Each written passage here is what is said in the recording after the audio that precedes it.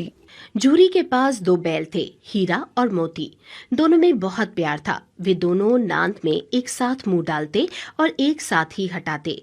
झूरी उनके चारे पानी का बड़ा ध्यान रखता था। वह कभी भूल कर भी उन्हें मारता पीटता नहीं था। पशु भी प्यार का भूखा होता है। वे भी झूरी को बहुत चाहते थे। झूरी की पत्नी का भाई गया एक बार हीरा और मोती को कुछ दिन के लिए अपने गांव ले जाने लगा। बैलों को बड़ा आश्चर्य हुआ कि वह उन्हें क्यों और कहां लिए जाता है। रास्ते में उन्होंने उसे बड़ा तंग किया। मोती बाएं भागता तो हीरा दाएं। इस पर गया ने उन्हें खूब पीटा।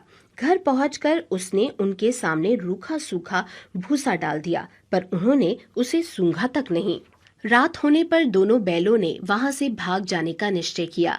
उन्होंने जोर लगाकर रस्सियां तोड़ डाली और भाग निकले। सुबह होने पर जब झूरी ने उन्हें स्थान पर खड़े देखा तो वह सब कुछ समझ गया और प्यार से उन पर हाथ फेरने लगा। परंतु झूरी की पत्नी उन्हें देखकर जल भुन गई। उसने उनके सामने रूखा सूखा भूसा डाल दिया। फिर भी वे खुश थे। अगले दिन गया फिर आया। इस बार वह उन्हें गाड़ी में जोत कर ले गया। रास्ते में मोती ने चाहा कि गाड़ी गड्ढे में धकेल दे, पर हीरा समझदार था। उसने गाड़ी संभाल ली। जैसे तैसे गया घर पहुंचा। अब गया ने उनसे बड़ा सख्त काम लेना शुरू किया। वह उन्हें दिन भर हल में जोतता, जब तक उन्हें मारता पीटता। शाम को घर लाकर मोटे मोटे रस्सों से बांधकर उनके सामने रूखा सूखा भूसा डाल देता। वे लाचार निगाहों से एक दूसरे को देखते रहते।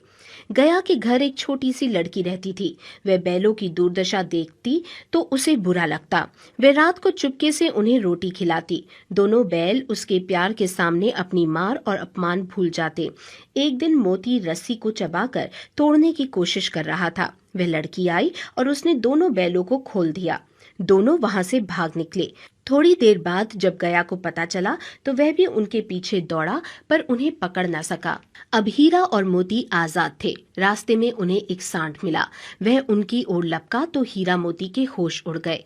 भागना बेकार था, इसलिए दोनों ने साहस से काम लिया।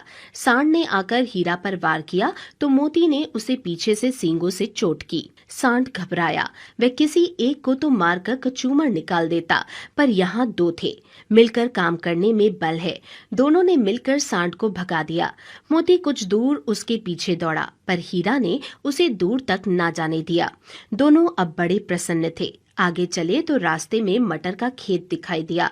भूख तो लग ही रही थी। हरी भरी मटर देखकर उनकी भूख और भी तेज हो गई। वे खेत में घुस गए और लगे मटर खाने।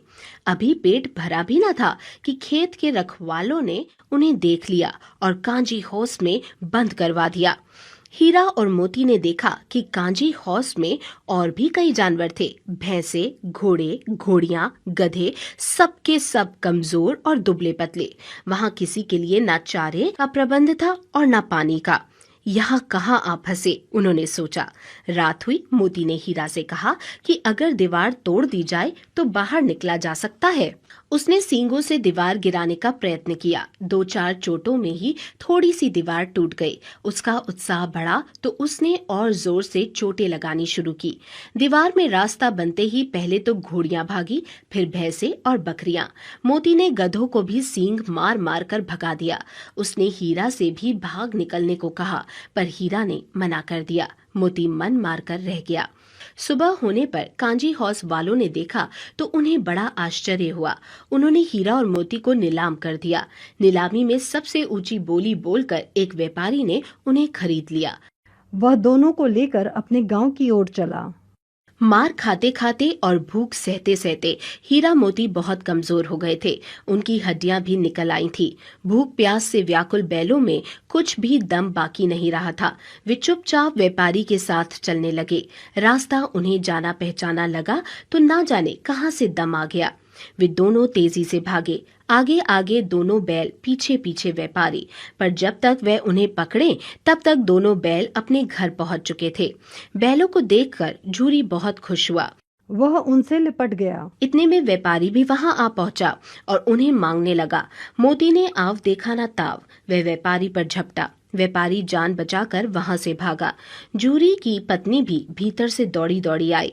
उसने दोनों बैलों के माथे चूम लिए।